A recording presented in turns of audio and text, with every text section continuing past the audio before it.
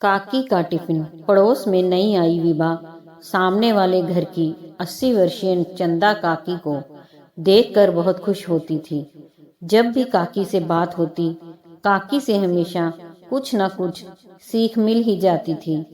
काकी अकेली रहती थी। ऐसा नहीं कि उनका कोई नहीं था, भरा पूरा घर परिवार था, पर अलग अलग रहता था। काकी का एक बेटा विदेश में, दूसरा उसी घर में अपने परिवार के साथ ऊपर के पोर्शन में रहता।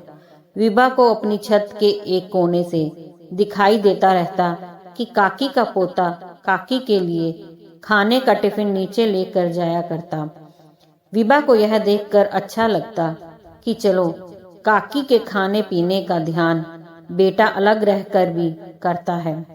काकी मस्त अंदाज में हमेशा विभा को कहती, मुझे खाने पीने का बहुत शौक है, जो मन करता है कहकर बनवा लेती हूँ। विभा काकी से आते जाते खूब बातें करती। काकी भी कभी उसके पास आकर बैठ जाया करती। विभा के दिमाग में काकी की बातें घूमती रहती। विभा का मन काकी के लिए करुणा से भरा रहता। जितना उनका स्वभाव जान रही थी, उतना उनके साथ मन से जुड़ती जा रही थी। काकी अपने बेटे बहू पोती पोते की हमेशा तारीफ करती। विभा के पति टूर पर रहते। 2 छोटे बच्चों के साथ विभा उनकी पढ़ाई लिखाई में व्यस्त रहती, पर बीच बीच में काकी की जिंदगी पर नजर डालने का लोभ स्वर्ण छोड़ न पाती। काकी के बेटा बहू उसे शुष्क से इंसान लगते। कभी उन्हें काकी के साथ कहीं आते जाते हंसते बोलते नहीं देखा था, पर काकी थी कि इतने शौक से बताती कि आज टिफिन में क्या खाया था, क्या चीज अच्छी बनी थी, क्या चीज बहुत दिनों बाद खाई। काकी जितना इमोशनल होकर बात करती, उतनी ही प्रैक्टिकल भी थी।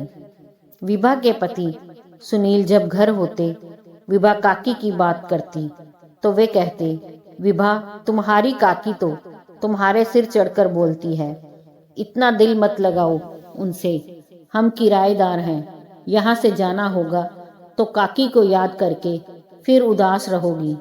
क्या करूं सुनील, काकी इस उम्र में भी कितनी जिंदा दिल है, एक प्रेरणा सी मिलती है उनसे। यहाँ तो अपने रिश्तेदार ही दूर हो गए, सब के सब मतलब के दोस्त थे। विभा अपने पुराने जख्म याद कर उदास होती रही। शिकायतों का एक दौर शुरू हुआ तो विभा दिल की भड़ास निकालती रही।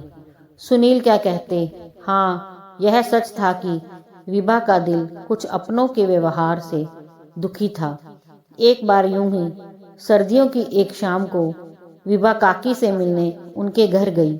उनकी गैलरी में उसे काकी और उनके पोते की आवाज सुनाई दी। पोता राकेश कह रहा था, दादी इस बार आपने अभी तक टिफिन के पैसे नहीं दिए। पापा ने कहा है कि महीने की 3 तारीख हो गई, पेंशन तो आ गई होगी, और पापा ने यह भी कहा है कि महंगाई बहुत बढ़ गई है, अब 2000 नहीं 3000 दिया करना टिफिन के लिए। अरे इतना महंगा, इससे अच्छा तो मैं सामने वाली गली से टिफिन मंगा लूंगी, मुझे सस्ता पड़ेगा। सोच लो दादी, हम वही बना कर देते हैं जो आप कहती हैं, बिना मिर्च मसाले का खाना। आपको ऐसा घर जैसा खाना बाहर मिल जाएगा। हाँ ये बात भी है, पर जाकर पूछ कर आ कि 2500 चलेगा। ठीक है, पूछ कर आता हूँ, कह कर राकेश जाने के लिए मुड़ा तो विभा तुरंत चुपचाप वापस लौट आई। उसकी आंखों से आंसू बहे चले जा रहे थे। मन कर रहा था कि दौड़ कर जाए और काकी को अपने सीने से लगा ले, पर नहीं, काकी के झूठ का भ्रम रखने के लिए वह भारी मन से घर की तरफ चलती रही। काकी के टिफिन का स्वाद सच बहुत कड़वा था। दोस्तों, अगर कहानी पसंद आई हो तो लाइक, सब्सक्राइब, शेयर जरूर कीजिए।